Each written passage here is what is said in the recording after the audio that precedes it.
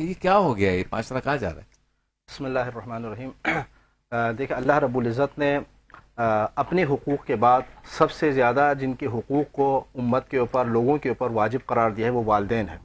چونکہ اللہ رب العزت کے بعد ہمارے اس دنیا میں آنے کا اور ہمارے پرورش کرنے کا, پروان چڑھنے کا جو سبب ہے وہ والدین ہیں. تو والدین کے ساتھ ایسا رویہ اختیار کر لینا ان کے مقام اور منزلت سے جو ہے وہ ناآگاہی کی بنیاد ہے اور جہالت ہے. یہ اس کو ہم جہالت ہی کہہ سکتے ہیں. قرآن کریم کی آیات کریمہ کے اندر اگر آپ دیکھ لیں, کئی آیات کریمہ میں اللہ رب العزت نے اپنی بندگی اور عبودیت کے فوراً بعد والدین کے ساتھ احسان کرنے کا حکم دیا ہے. وَقَضَىٰ رَبُّكَ أَلَّا تَعْبُدُوا إِلَّا إِيَّاهُ وَبِالْوَالِدَيْنِ إِحْسَانًا. ہمارے رب نے یہ فیصلہ کیا ہے کہ اس کے سوا کسی کی بندگی نہیں کرنی. اللہ رب العزت کی وحدانیت کا اقرار اور پھر والدین کے ساتھ احسان کر لینا. اور اما یبلغن عندک الکبر احدهما او کلاهما فلا تقل لهما اف. جو آپ نے پوچھا نا کہ والدین کو ڈانٹنا یا والدین کو جواب دینا, یہاں پر تو اللہ رب العزت یہ فرما رہے ان کے سامنے اف تک نہ کہنا.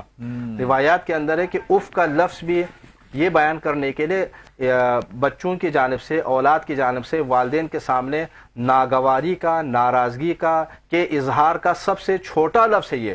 ٹھیک ہے, اس تو اف تک کہنے سے روکا گیا.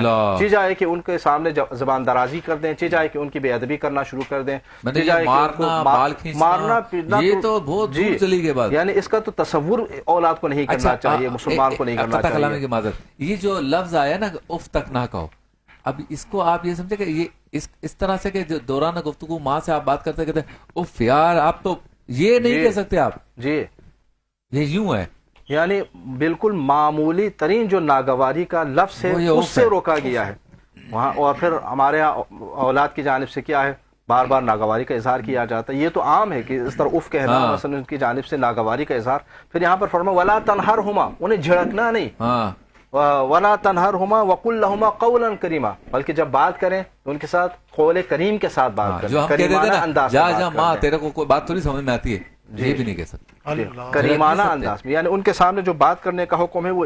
پھر آگے یہ بھی ہے وَخْفِضْ لَهُمَا جَنَاحَ الذُّلِّ مِنَ الرَّحْمَةِ, ان کے سامنے عجز و انکساری کا پر بچھائے رکھنا, یعنی اس حد تک ان کا احترام کر لینا. جی جیسے آپ کہیں اور حکم کریں مجھے معاف کر, یہ عاجزی یہ کہہ رہے ہیں. صرف ایک صورت میں والدین کی نافرمانی کا حکم ہے, وہ کب, جب وہ آپ کو اللہ رب العزت کے دین کے مقابلے میں, وحدانیت کے مقابلے میں, دین مقابلے میں اگر دعوت دے دیں تب. اور عام طور پر تو ایسا نہیں ہے, آپ کے والدین بھی مسلمان ہیں تو ایسا تو حکم دے نہیں سکتے. تو لہٰذا ہمارے فرائض میں شامل یہ ہے کہ ہم مکمل طور پر والدین کی اطاعت کر لیں. اس زمانے میں بھی یہ تھا کہ حضور اکرم صلی اللہ علیہ وسلم کے زمانے میں بھی ظاہر بعض صحابہ کرام جب ایمان لاتے تھے تو ان کے والدین ابھی تک دائرے کفر کے اندر ہوتے تھے. ٹھیک ہے, وہ ابھی ایمان قبول نہیں کر, وہ سوال کرتے کہ یا رسول ہم کیا کریں. تو روایات کے اندر ہے کہ آپ فرماتے کہ ان کے ساتھ احترام سے پیش آ جائیں. یعنی ایسا نہیں کہ وہ ابھی چونکہ ادھر نہیں آئے ہیں تو اب تمہارا ان کے ساتھ تعلق اور رشتہ ختم ہو جائے گا. نہیں, تمہارا ان کے ساتھ تعلق اور رشتہ باقی رہے گا. میاں بیوی کا تعلق ختم ہو جاتا ہے لیکن والدین اور اولاد کا ختم نہیں ہوتا. اسلام اور کفر کا معاملہ اگر ہو تو والدین کا احترام پھر بھی باقی رہے گا. مکالمہ ہے بھی نا, جو شروع میں اسلام لائے تو اپنے والدین سے مکالمہ کر رہے تھے تو وہ ان سے کہتی تھی کہ بھائی تم ان بتوں کو برا کہہ رہے ہو جو ہمارے آبا و اجداد نے جن کی پوجا کی. تو کوئی لڑائی نہیں کی. صحابہ رسول نے دلائل دی امی ابو کو کہ حضور یہ فرماتے ہیں, محمد یہ کہتے ہیں, امی آپ سوچیں, مطلب جھڑکا نہیں نہ لڑائی کی, اور بعد میں وہ بھی مسلمان ہو گئے. جھڑکنے کی بھی اجازت نہیں, بلکہ یہاں تک ہمیں روایت میں ملتا ہے کہ ظاہر اس زمانے میں افرادی قوت کی کافی کمی ہوتی تھی نا, غزوات کے موقع پر, جنگوں کے موقع پر. روایت میں ہے کہ ایک نوجوان آئے, حضور اکرم صلی اللہ علیہ وسلم کسی غزوے پر نکلنے کی تیاری فرما رہے تھے. آئے اور آنے کے بعد اس نے خواہش کا اظہار کیا کہ یا رسول اللہ میں بھی آپ کے ساتھ چلوں گا, لیکن میری ماں جو ہے وہ راضی نہیں, میری ماں مجھے اجازت نہیں دے رہی. تو حضور اکرم صلی اللہ علیہ وسلم نے فرمایا کہ تم اپنی ماں کے پاس جا کر بیٹھو, ماں کی خدمت کر لو, تمہیں غزوے کا ثواب ملے گا, جہاد کا ثواب ملے گا.